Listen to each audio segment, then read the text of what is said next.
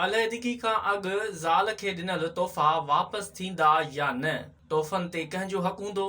Sindh high court अहम फ़ैसिलो ॾेई छॾियो। जी हा, सिंध हाई कोर्ट करार ॾिनो आहे त मुड़ुस तरफ़ां मिलंदड़ तोहफ़नि ते अलहदगी खां पोइ बि ज़ाल जो हक़ हूंदो। ॾिनल तोहफ़ा वापसि नथा वठी सघजनि, उहे तोहफ़ा ज़ाल जी मिल्कियत बणिजी वेंदा आहिनि। सिंध हाई कोर्ट शादी वक़्तु या अलहदगी खां अॻु ज़ाल खे ॾिनल तोहफ़नि जी वापसी बाबति अपील ते अहम फ़ैसिलो जारी करे छॾियो। अदालत पंहिंजे जारी कयल फ़ैसिले में करार ॾिनो, अलहदगी खां अॻु ज़ाल खे ॾिनल तोहफ़ा वापसि नथा वठी सघजनि। मुड़ुस तरफ़ां मिलंदड़ तोहफ़नि ते अलहदगी खां पोइ बि ज़ाल जो हक़ हूंदो आहे।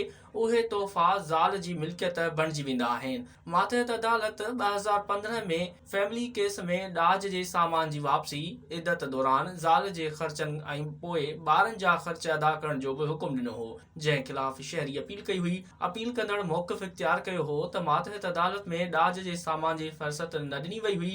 मातहत अदालत जो फ़ैसिलो कानून मूजिब नाहे। अपील कंदड़ मातहत अदालत जो फ़ैसिलो कालअदम करार ॾियण जी अपील कई हुई, जंहिंखे सिंध हाई कोर्ट रद्द कंदे मुड़ुस तरफ़ां मिलंदड़ तोहफ़ा ज़ाल जी मिल्कियत करार ॾेई छॾिया।